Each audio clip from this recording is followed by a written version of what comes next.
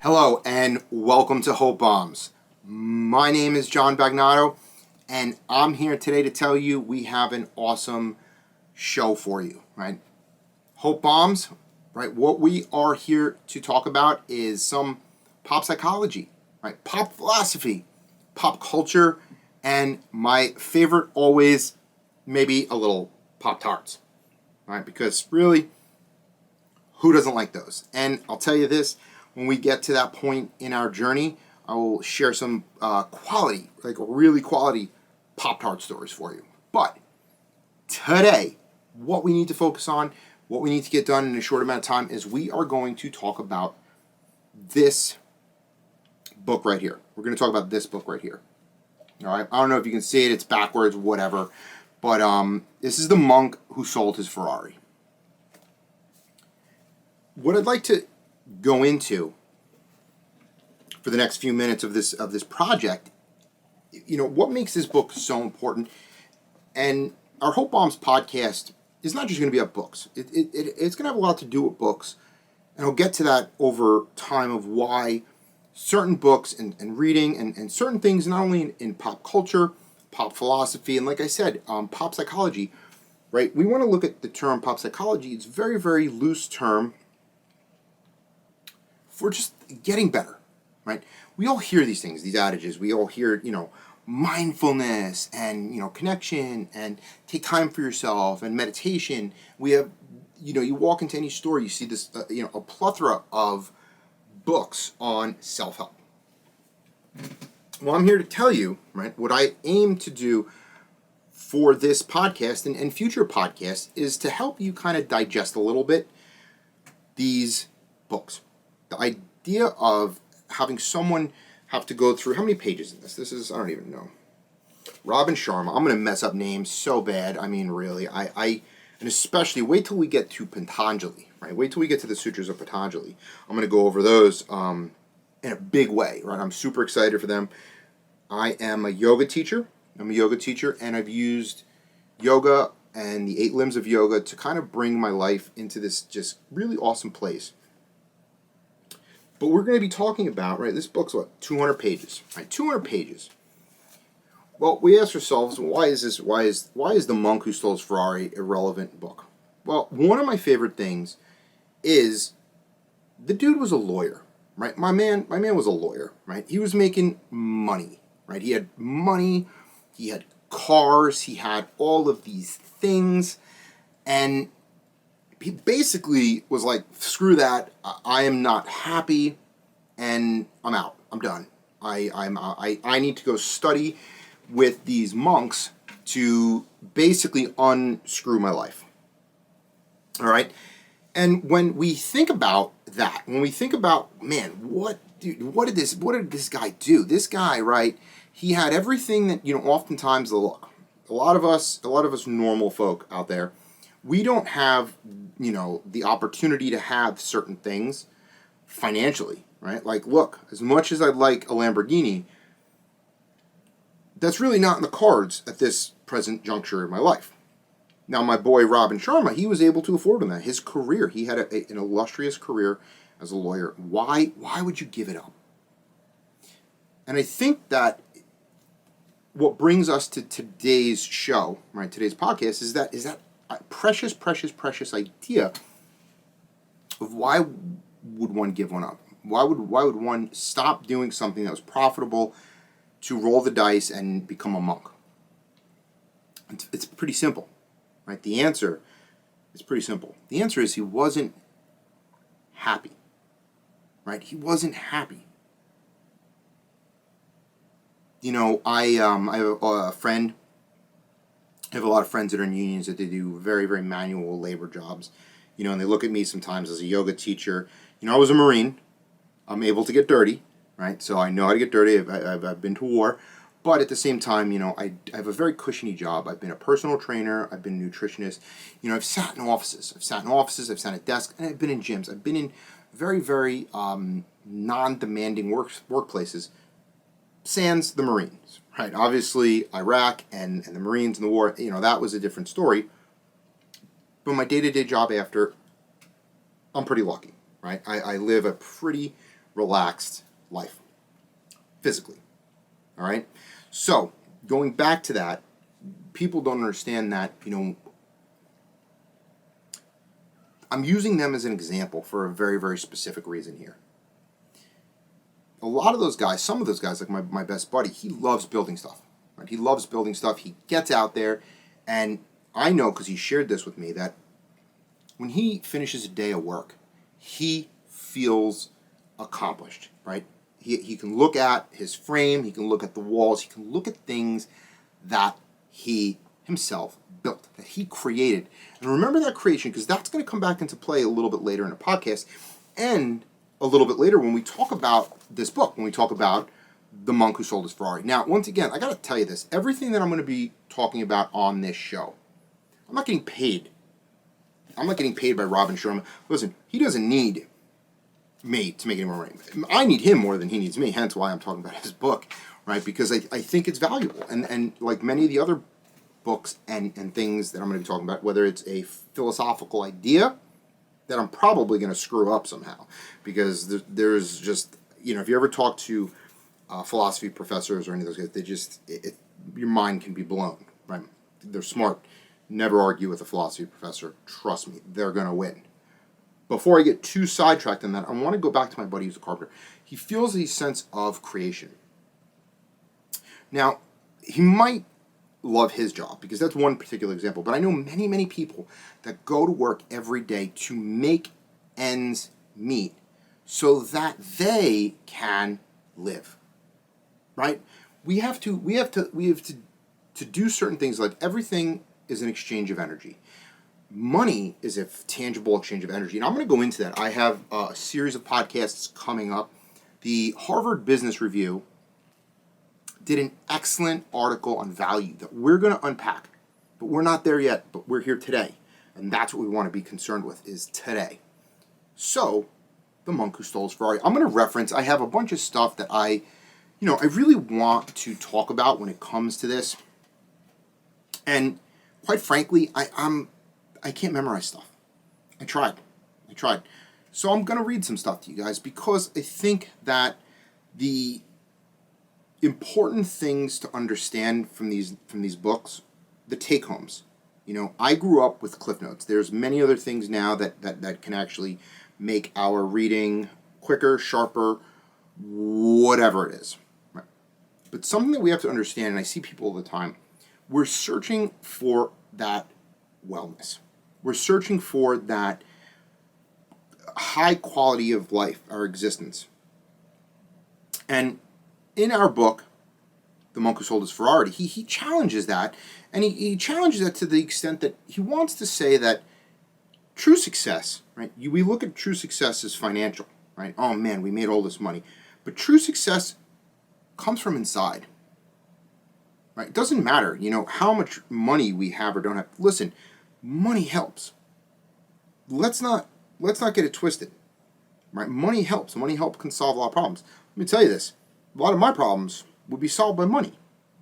All right? And then, the answer is, some people will tell you, well, work more.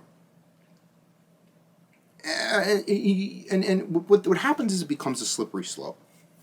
I know a lot of lawyers, I'm friends with a lot of lawyers, and they work so much. They might make a ton of money, but they work so much.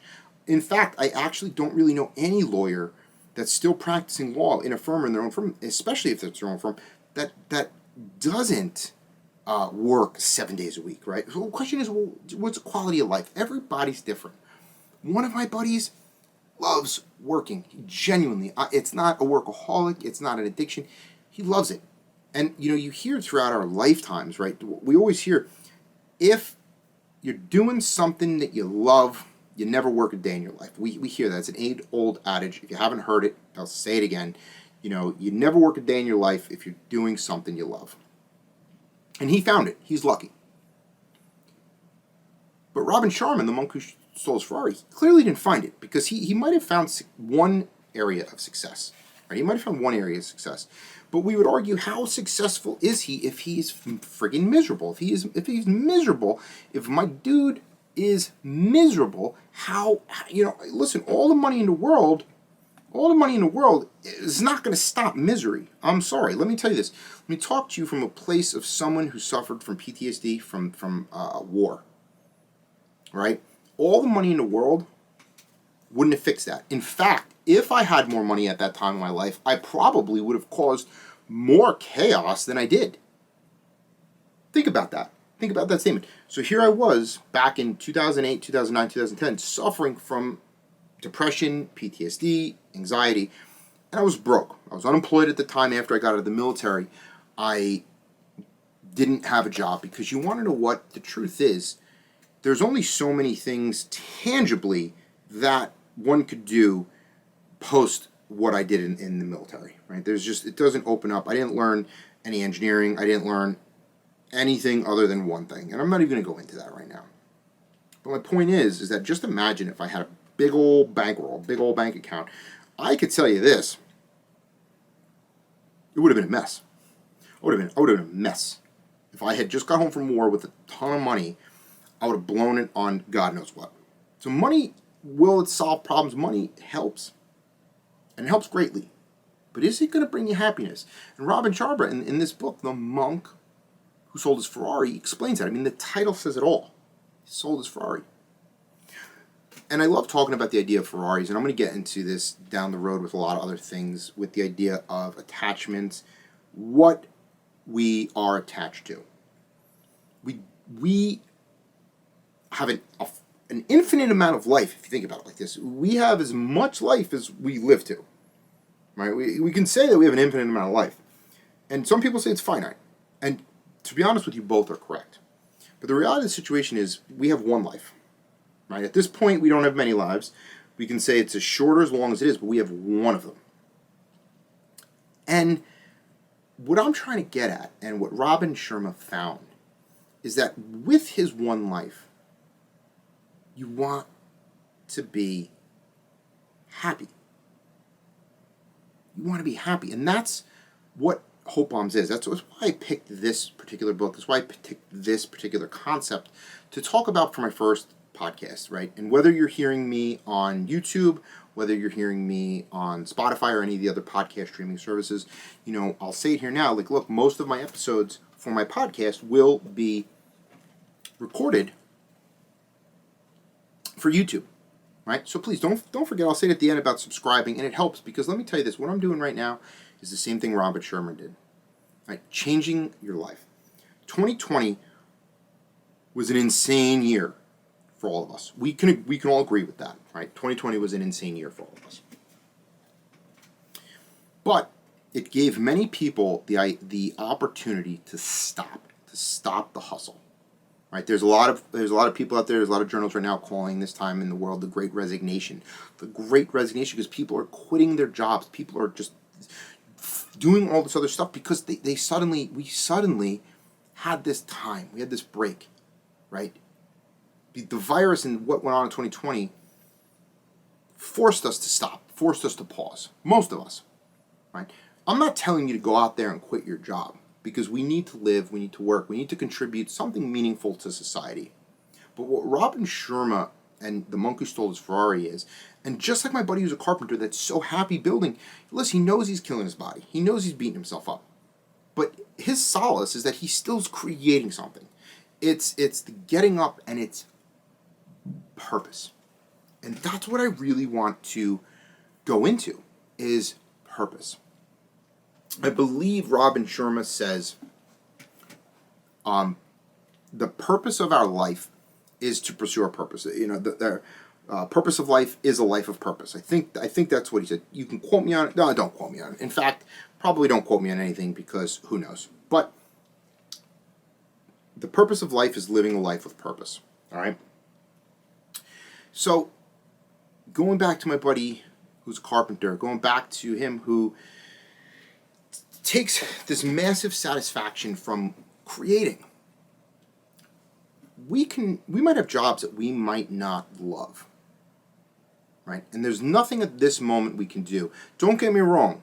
In this book, it talks a lot about your mind, and I'm going to talk a lot about the mind because going back to pop philosophy, pop psychology, Pop-Tarts, and pop culture, right? The idea is with all of these things, right? Science changes, thought changes, people change, and we're in this world right now where there's just so many conflicting ideas, beliefs, so on and so forth. And it talks about through and through in this book is that our mind is our most important asset, and our mind cannot go to waste. But we can change our mind, right? That's the beauty. That's the beauty of this, right? That's the beauty of being in today's society. We look around and we look to, the past 50, 100 years and stuff. And we look at, the time right here, right now, and there's a lot of chaos. There's a lot of chaos. But there's also a lot of hope. And that's what I really want to focus on, is the hope. We can look at things, but if you go back even 50 years, if you go back 30 years, if you go back 20 years, America, because it's the country that I'm living in right now, and the world were completely different places. Completely different places. And I'm grateful to be alive at this time because so many things are changing for the better. Right? Things might not be perfect, but they're getting better. And it's because people are waking up and they're starting to look at life a little different. They're placing values, right? Just like Robin Sharma and the monk, they're placing values less on things, right? Less on things and more on the inside. More on what makes you happy, right? What makes me happy? I'm a writer. I was a writer for many years who hated reading, right? I'm a writer who hated reading. I was like, everything's garbage. This sucks. That guy sucks. This fiction sucks. This crap. This is overindulgent. I made all these excuses because I didn't want to read because I wasn't selling my writing. The judgment. We'll talk about that another day. But what I want to share, they would always tell me, to be a good writer, you have to be a good reader. And now I'll tell you this, I love reading. COVID gave me the opportunity to get in touch with reading again. The power of the written word. The power of these little books that, I never, prior to COVID, never would have picked this up. And even if you take one or two things from this novel, let's say you read this whole novel, let's say you don't even read this novel, let's say you say, screw this novel, and you just check this novel out on my podcast, you're going to understand the gist of this book. It's not a cliff note.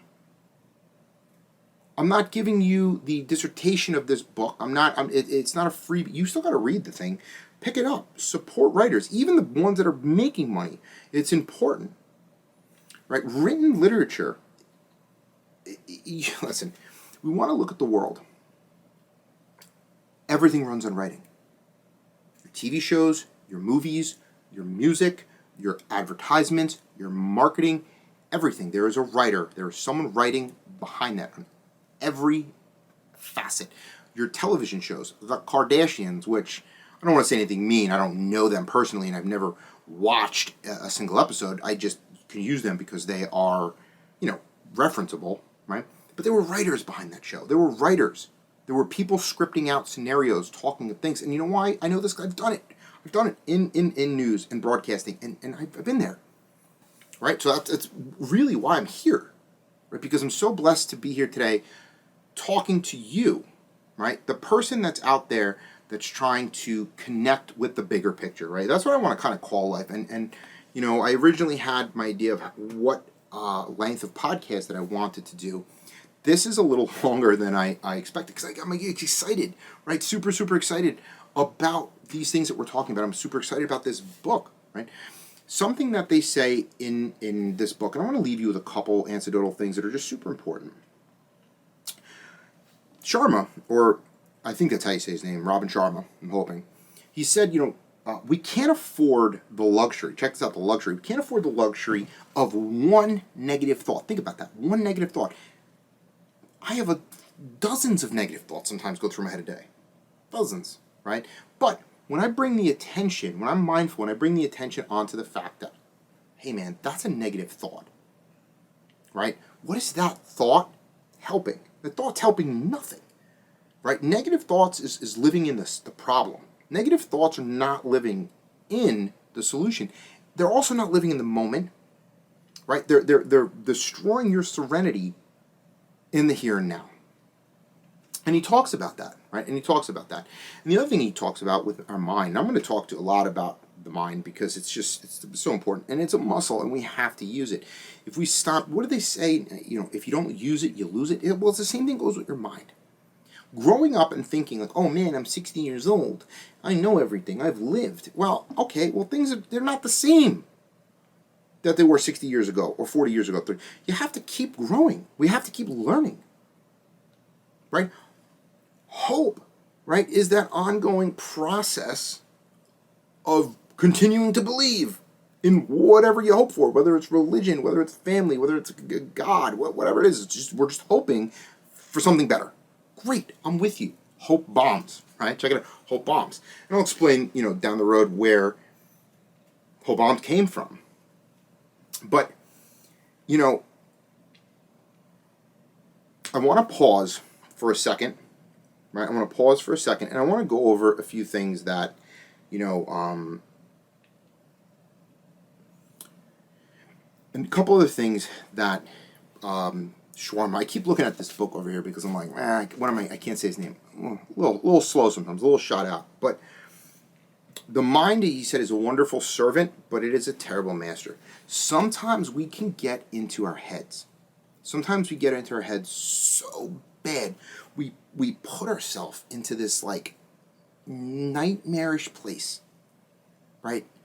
Because we just let our mind, right? Look, I say to my buddy all the time, and I want to say this to you too because I think it's important. Do you control your mind, or does your mind control you? Let me say that again. Do you control your mind, or does your mind control you? I mean, think about that. It's your mind. You could change it. That thought that's in your head, yeah, I get it. I have a lot of crazy thoughts too, but I don't have to dwell on them. And once I acknowledge that thought is a crazy thought, guess what? I could think something else. I could just think another thought. Novel? I mean, did I need a 200-page book to tell me that? Maybe.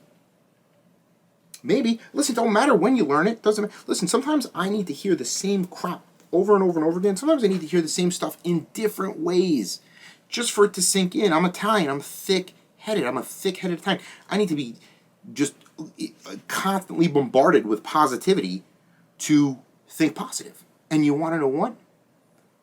2020 did that for me. 2020 taught me I lost a lot, like many people did. But I didn't lose myself. And I knew I was going to come out better and stronger. And it's because of books like this that really get into happiness. What makes us happy? What is our purpose? So I want to ask you these things. What makes you happy? What is your purpose? You can look at your job, you can look at your life, you can look at this now, this here and now moment, and you can say, hey, this is what it is, but where do you want to be? Where do you want to go from here?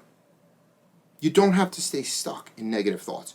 You remember, you run your mind. You're in control. You're the boss. Now, monks, martial artists, Marines, what they say in the Marine, honor, courage, commitment, right? All of these things take a tremendous discipline. But on the daily, guys, that discipline, guys, gets nurtured through ongoing habits. You feel me? Small things.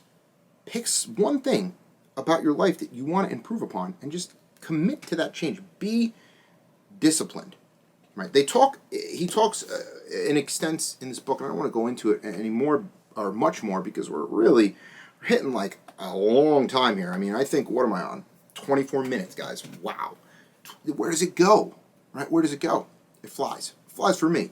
I hope it flies for you. I hope that you're listening to this on your way home and at the very least thinking. And if all you get from today's podcast is the idea that there's more out there to life, there's more out to grab than just the rat race, guys. Right? Money will not answer all of our problems. Right? Writing a book about a lawyer that quit his job and became a monk, I mean, that's probably not going to answer all of your questions or solve all of your problems either. But it's a start. And it's that start that's so important to us. I'll talk about this in future podcasts, and I joke about in Pop-Tarts because, I'm someone that, and I'll be vulnerable and I'll put it out there that I suffer with my whole life eating issues, right? And so I joke about Pop-Tarts because it was one of those foods in my childhood that I would just excessively consume. And really, I don't really have, pop psychology, pop philosophy, pop culture, which I love. Pop-Tarts is just the logical fit, and it really works. Right? One of the things that I want to really say and touch upon is that setting a daily benchmark. He talks about it in The Monk Who Sold His Ferrari. I blanked out on the book that I just spent 30 minutes talking about. That's where I go sometimes. Set yourself up for success. Small, attainable goals. I'm not going into the whole process of SMART and goal setting, all that. There'll be different episodes. But I wanted to talk to you, and I want to introduce you to Hope Bombs, the podcast. I wanted to introduce you to this book. I wanted to introduce you to the idea that you can be even happier. Right? Money is not the answer to all things. It's not, and it's never gonna be. Your happiness has to come from you. It has to come from inside, and it has to come from a mindset that is unshakable, unwaverable. Right? It has to come from such a level of discipline and commitment, but it doesn't start overnight. It's small things. There was a quote that I read some years ago, and I loved it. It's phenomenal. I'll probably wrap it up with this: is that when day to day it looks like nothing changes. Day to day it looks like nothing changes, but when you look back, everything is different. Right? Think about how heavy that is. Right? We wake up and we go through our life every day. We do it over and over. But then one day we wake up and maybe we're married, maybe we have kids, maybe we have a career, maybe we have this, maybe we have all of these wonderful things. And just because we have them, we still have to check in with our feelings every once in a while to see how we feel inside. Are we happy? Where can we improve upon? Right? Reading, listening to podcasts, listening to YouTube channels, subscribing, doing things like this that keep the focus on positivity, that keep the focus on yourself, that keep the focus on the good things that you're doing, and those reminders, those bombs that drop, right? Those hope bombs that drop to remind you, right, to be connected, to be in the moment, to keep the focus on yourself. When we're looking to all these external things, when we're looking to the Kardashians, when we want that Ferrari, when we're looking to all these external things, that's taking our mind off the inside. I want this, as a kid, we walk around, mommy, I want this, I want that, I want this. Maybe we get it, maybe we don't. Right? It doesn't matter. If you're a kid that got what you wanted, that got the stuff in your life, you got it. If you're a kid that didn't, you still wanted it. It didn't change the want. It didn't change the want. We wanted it. We wanted something. I want what I want when I want it. And then we do X, Y, and Z. And sometimes, here's the crazy part, sometimes we get these things and then we're like, man, I really don't want this. So you be careful what you wish for. Be careful what you work for, because you might get it. Look, 30 minutes. Check this out. It's definitely not as long as I want my podcast to go, but I'm super happy to be here. I'll retouch on this book later dates. Think Like a Monk. That's another book right now. The Monk Who Lost The Monk Who Lost His Way. Now, The Monk Who Sold His Ferrari by Robin Sharma. Check it out, guys. I'm going to be coming up with a bunch of awesome content. So thank you for chiming in today. And I want to end it with this. I think this is so important. It's something I think about. I want you to go out there. I want you to do something nice for someone today, and don't tell anybody you did it. All right, check it out. Go out there, do something nice for somebody else, and don't tell anybody you did it. Watch how that makes you feel. It's going to make you feel great. My name is John Bagnato. This was Hope Bombs. See you next time. Thank you for listening to Hope Bombs. Please, before you leave this page today, hit the follow button, hit the subscribe button, hit the like button, leave a comment, a little red heart. Let's connect. If you want more of Hope Bombs and me, your host, John Bagnato, follow me on Instagram at Johnny Diehard, Twitter at John Bagnato, and most importantly, join my mailing list at johnbagnato.com for all new information. And lastly, I'm going to leave you on this note. Here's Satellites and Chemicals by Stealing Rome. Grab the wheel as we spin around. These satellites and these chemicals, the lights are on and you're beautiful. Life is tough and it puts you down. Grab the wheel as we spin around.